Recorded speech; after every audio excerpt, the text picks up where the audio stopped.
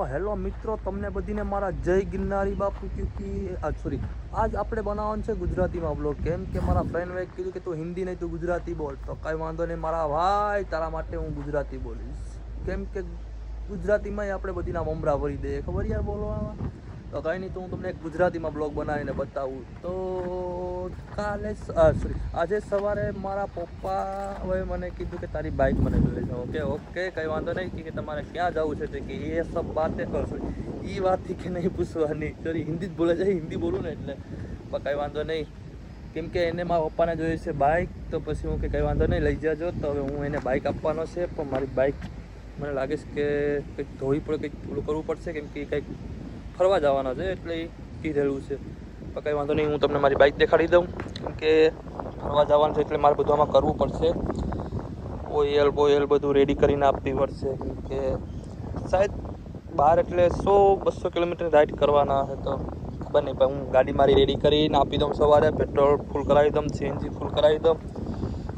તો એ લોકો કાંઈ જવાનું છે. ઓ માય ગોડ, અમારી ફ્રેન્ડ વાઈપુથી ગંદુ થઈ ગયું, ધોવું પડશે મારે. એ તો ગંદુ થઈ ગયું, આમ નહીં હાલે. જો કમ્ફર્ટ ટાયર બદલાવાના છે, શોરૂમમાં ફોન કરી દીધો છે. એ લોકો કે ટાયર આવશે એટલે અમે તમને કહી દઈશું. પણ ખબર નહીં હવે ક્યારે ટાયર એ લોકોના આવે.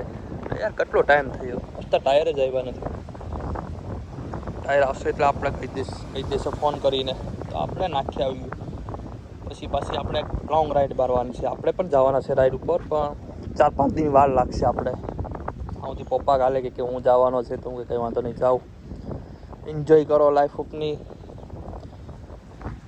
तो गाड़ी को मैं कुछ चेंजेस करता हूँ. अभी કરવું પડશે, કેમ કે ઓઇલ કરવું પડશે, ચેનમાં સ્પ્રે મારવો પડશે, બાઇક ધોઈ નાખું, મસ્ત સાફ સફાઈ કરી નાખું. તો એને લઈને જવામાં ઈજી રહી.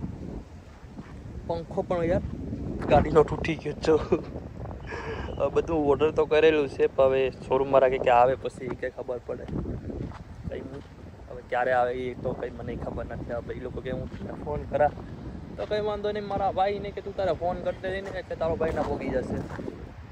ત્યાં સુધી ટેન્શન નહીં લેવાનું. હા, ને પછી તમને બીજી વાત એક કામ, કેમ કે હું હોતી હમણાં 1-2 દિવસ માટે જવાનું છે બહાર. કેમ કે મારે કેફેનું જોવું પડે. કેમ કે કેફે મારે આવવું જ પડે. કેમ કે મારી પાસે કોઈ માણસ નથી કેફેમાં કામ કરવા માટે. તો મારે વધીને હું 1 થી 2 દિવસની છૂટી લઈ શકું. એથી વધારે હું છૂટી ન લઈ શકું. એટલે કંઈ વાંધો નહીં. તો આપણે 1-2 દિવસની રાઈડ મારશું. બહુ લાંબી તો નહીં મારીએ, 400-500 કિલોમીટરની મારશું. મીન્સ કે મારે જવું જંગલમાં કંઈક ફરવા. પણ ખબર નહીં, જંગલ તો અહીંયા બધીમાં ઓરું છે.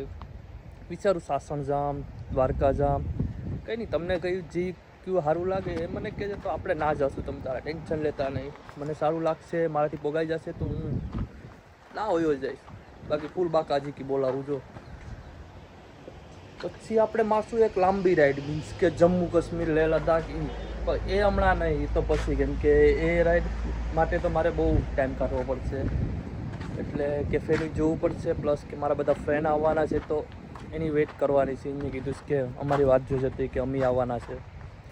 તો કંઈ વાંધો નહીં, તો તમારી વાત જોઈ નાખીએ. બીજું તો શું, બાકી મેં હમણાં નીકળી જાત લેહ લદ્દાખ માટે ને. પણ હવે એ લોકો કે મારે આવવું જ. તો હું કે કંઈ વાંધો નહીં, આઈ એમ બેટિંગ ફોર યુ. તો ચલો હવે આપણે મળીએ એક બીજા વિડીયોમાં. તબ તક के लिए जय गिरनारी बापू. आप सब लोग का दिन अच्छा हो.